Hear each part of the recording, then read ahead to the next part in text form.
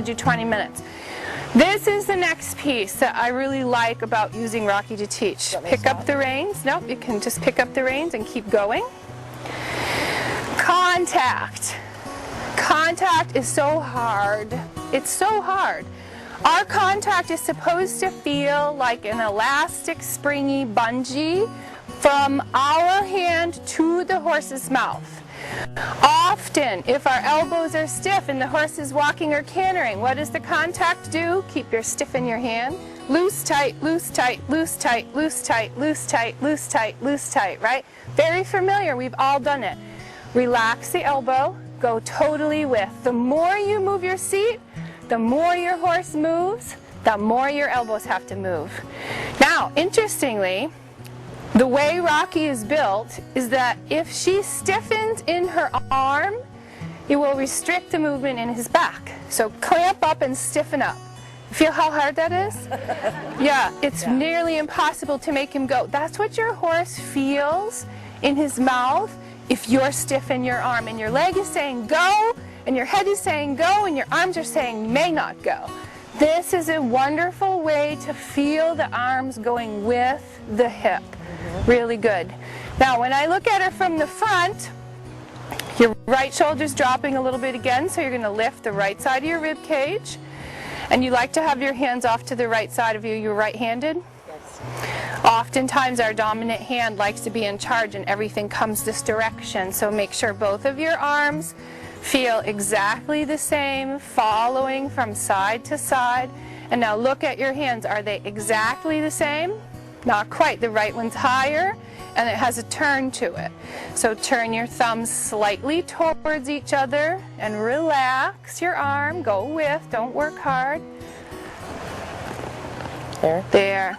That's right. I have to be able to walk and chew gum at the same time. Yes. So now you can sort of feel a little bit where you like to override with your right hand. Okay, I can see that your horse is probably stiff to the right too.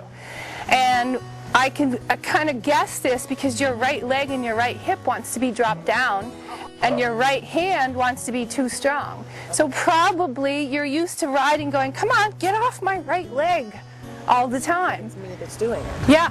So if you're more centered and equal in balance, so is your horse going to be. And horses are left-handed and right-handed too. Most horses are also right-handed.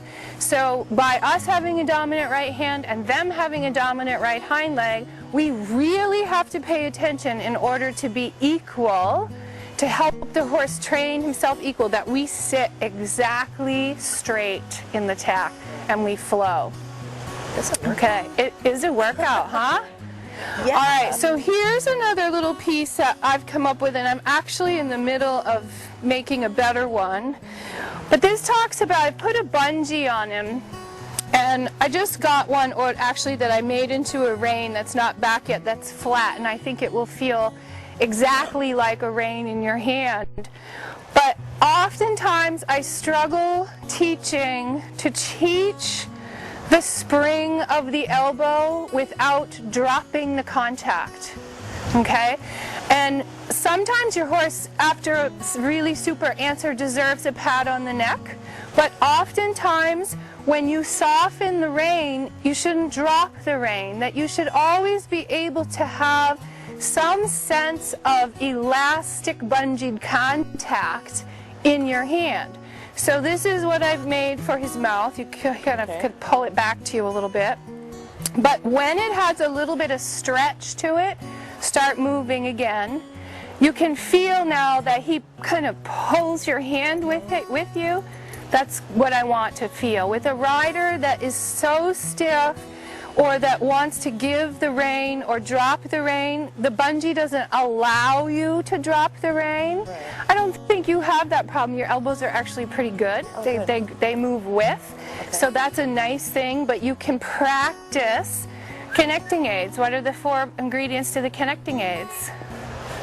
Legs close, right? Yes. Outside rein in a fist, inside flexion and vibration, and then give. Everybody has, Jane's off to catch her dog in the water. Everybody has an easier direction that they can flex or bend, and then the other do the bearing rein. I'm easier to flex to the right with the left bearing rein than I am to flex to the left and use my right bearing rein. This allows you to practice this and keep your elbow and your shoulder moving, which is the biggest key. Right here, huh? Yeah, right here. I know. Yeah, more so than riding in some ways, because you have to generate the movement. It's all core strength. I know even when I'm at the gym now trying to start to get fitter, I haven't found an exercise that really strengthens my adductors like doing this. Oh, yeah. So if you would like a lesson on Rocky to have your own position analyzed, then just look me up and we'll figure out a time. And also I would suggest, if people are having trouble finding their seat bones, take the saddle off of them and sit on him bareback, because you will feel your seat bones clearly when you're sitting on him bareback. You can feel it on this too. It's actually a little more of a workout when you don't have your saddle. So I go back and forth in between of what I'm doing. So let's going to do one more little piece with you just to see your flexibility. Get him going again. Okay? No reins. Think about what we talked about, the right side of your rib cage. Perfect. I'm going to check your hips. Make him move a little bit more. Your hips are still good. Good, good, good. All right, hands up over your head. Both? Straight up. Yeah, I just can't. Oh. Okay, straight up over. And feel, because you tend to collapse, feel the spread in your ribs as you're moving your pelvis. Okay, so lift, lift, lift. Now arms out to the side. That one I can do. Good. And then out to the front. Hands come up. And really feel that you have to work through here. And even just these little movements, and make sure when you come to the side that you're absolutely level. Good, your right arm, because your right side likes to drop, is lower. Spread. There you go. Now you're level. So you're not going to feel level. You're going to feel like it's too high over there because you're used to sitting off to the side. Yeah, just like the seat bone. Just like the seat bone, because we always collapse the, generally, we collapse the shoulder on the same one that comes up. Yep. Very good. Okay. Anybody else? Questions? Trot on him. Does she post? You can post, but it's not a real trot, but you can post. And you can practice pressing your hands down in the rhythm of the rising trot. So, okay, so if we're here, you're going to stand up and post. Right. Yep. Little hands a little more out in front of you. You don't want to use his mouth to pull. Yeah, right, exactly. So out here, you got to use this muscle. Yep. And so oftentimes when riders are posting, go with me, you see this, right? So we have to think down, down, down. Yeah, because it's very hard. It's very hard when you're learning not to want to use the bridle even for a half of a pound of balance, and then all of a sudden our horses are backing off the hand or they're not going, and so that elbow joint has to go.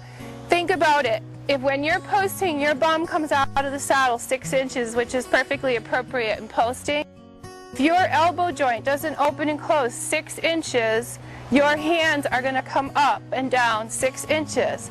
And if we're trying to expect the horse to be soft and stable and wanting to go into your hand, it can't be disruptive. So that's a really good exercise to practice also.